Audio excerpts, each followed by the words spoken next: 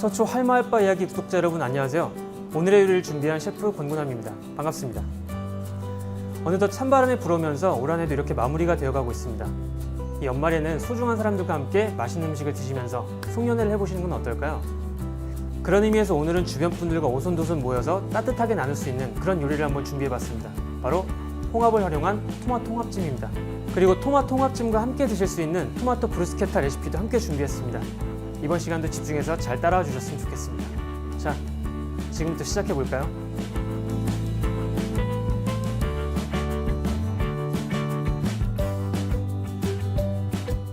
자, 우선 재료를 한번 준비해 보도록 하겠습니다. 우선 토마토를 좀 썰어 주겠습니다. 토마토 밑둥을 잘라낸 다음에 이렇게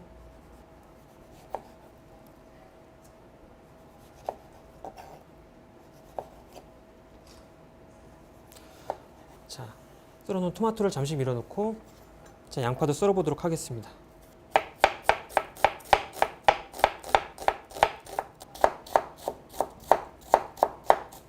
자, 바질 오일에 넣을 바지를 한번 썰어보도록 하겠습니다. 바지를 썰 때는 이렇게 겹쳐서 이렇게 말아주신 다음에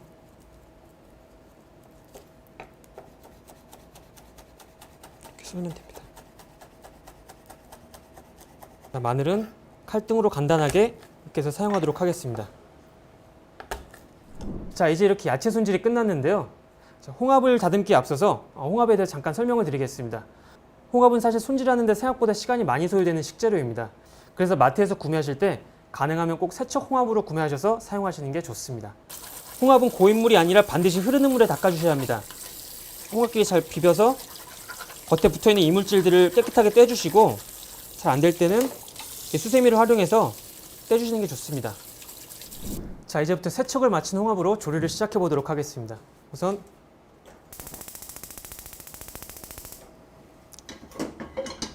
우선 불을 켜고 팬을 달궈 주겠습니다. 적당히 달궈진 팬에 올리브 오일을 조금만 부어 보겠습니다.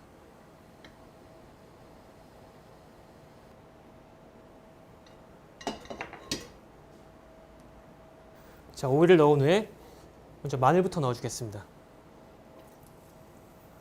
보통 이렇게 올리브 오일에 마늘의 풍미를 끌어올릴 때는 마늘을 편으로 썰어서 넣어주는 경우가 많은데 이 토마토 홍합찜 같은 경우는 어차피 스튜의 형태로 이따 끓여줄 것이기 때문에 마늘을 편으로 따로 썰어주지 않고 이렇게 으깨서 사용을 하고 있습니다.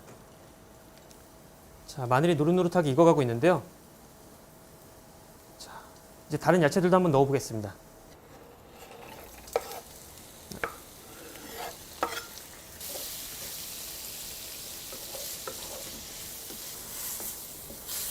자, 토마토가 충분히 익은 것 같은데요. 이제 토마토 페이스트와 토마토 소스를 한번 넣어보도록 하겠습니다.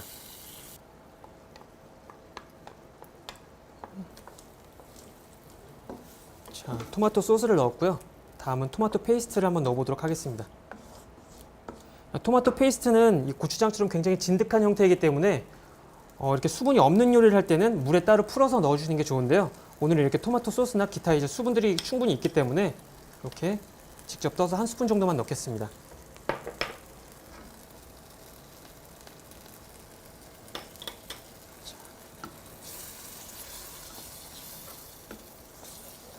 토마토 페이스트를 넣은 후에는 물을 조금씩 이렇게 넣어주시면 좋습니다.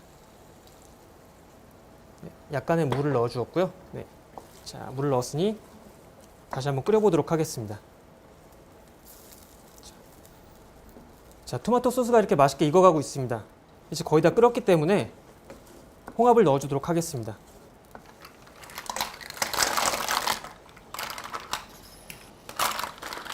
자, 홍합을 넣은 후에 화이트 와인을 넣도록 하겠습니다.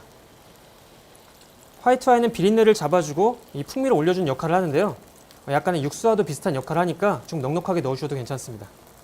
자, 넣으신 후에 살짝 저어주시고 이렇게 충분하게 어느 정도 저어준 후에는 바질을 넣고 뚜껑을 덮겠습니다. 자, 바질은 잎사귀 그대로 넉넉하게 넣어줄 거고요. 자, 이 상태 그대로 뚜껑을 덮습니다. 자, 이렇게 뚜껑을 덮은 채로 3분 정도 익혀줄 텐데요. 홍합은 너무 익히면 질겨지고 살이 작아집니다. 그렇기 때문에 3분 정도 너무 오래지 않게 조리해 주시는 게 좋습니다. 자, 이제 홍합이 충분히 조리가 됐을 것 같은데요. 뚜껑을 한번 열어보도록 하겠습니다. 자, 홍합이 충분히 익어서 입을 다 벌리고 있죠? 네, 홍합이 충분히 익었다는 얘기입니다. 자, 이제 이렇게 잘 익혀진 홍합을 마무리를 한번 해볼 텐데요. 자, 홍합에 먼저 발사믹 식초를 넣어주겠습니다. 자, 다음은 마지막으로 올리브오일에 아까 다져뒀던 바질을 넣어서 바질 오일을 만들 겁니다. 원래 이렇게 올리브오일에 바질을 담궈둔 후에 하루나 이틀 정도 숙성을 해두면 이 바질의 향이 올리브오일에 더 깊이 스며들면서 더 깊은 맛을 내거든요. 하지만 이렇게 신선한 바질을 바로 써주셔도 충분한 바질 향을 느끼실 수가 있습니다. 자, 바질 오일을 한번 넣어보도록 하겠습니다. 자, 이렇게 바질 오일을 넣은 후에는 불을 꺼줍니다. 한식에서 참기름을 넣는 것과도 비슷하다고 말씀드릴 수 있습니다. 자, 이렇게 조리가 다 된 토마토 홍합찜을 잠시 덮어놓고 이제 토마토 브루스케타를 한번 준비해 보도록 하겠습니다.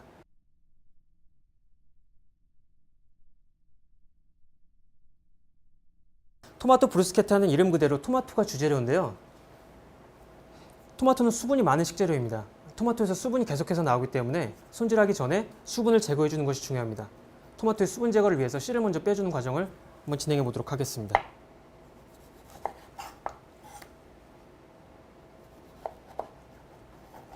토마토의 씨를 이렇게 제거하고 과육만 사용할 수 있도록 하겠습니다.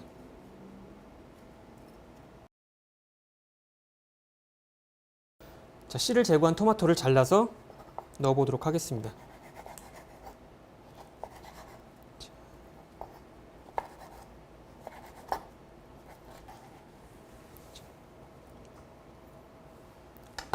자, 색감을 위해서 다른 색깔을 가지고 있는 방울토마토도 함께 사용을 해보도록 하겠습니다.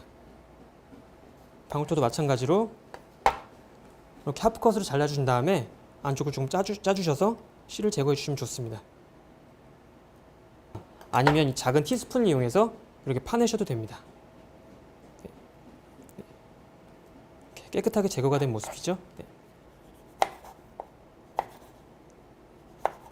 자, 이제 마늘 한번 다져서 사용해 보도록 하겠습니다.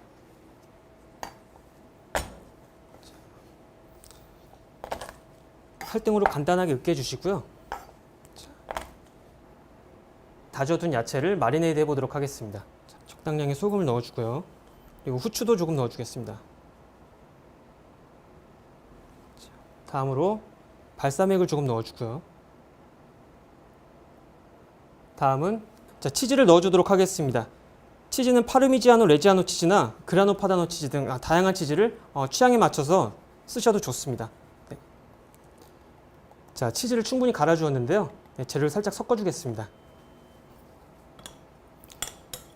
자, 치즈와 함께 가볍게 섞어주신 후에 여기 올리브오일을 조금만 넣어보도록 하겠습니다.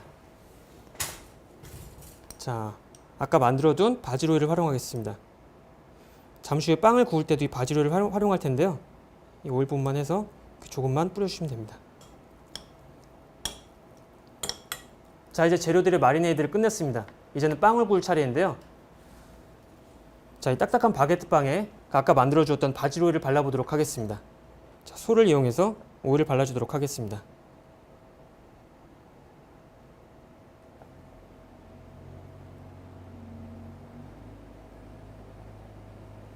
자, 이제 바질 오일을 바른 바게트를 팬 위에 구워보도록 하겠습니다.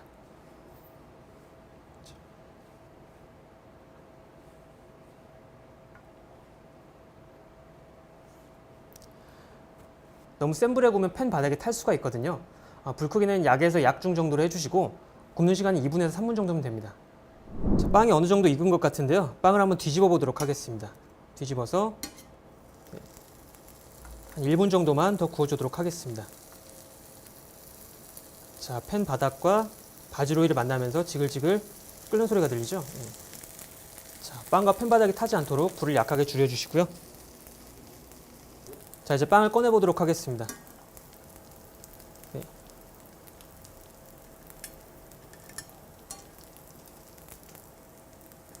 자, 이제 이렇게 잘 구워진 빵에 아까 마리네이드 해둔 식재료들을 올려보도록 하겠습니다. 스푼에 덜어서 예쁘게. 자, 이렇게 토마토 브루스케타는 완성이 되었고요. 아까 조리해둔 토마토 홍합찜과 함께 플레이팅을 해보도록 하겠습니다.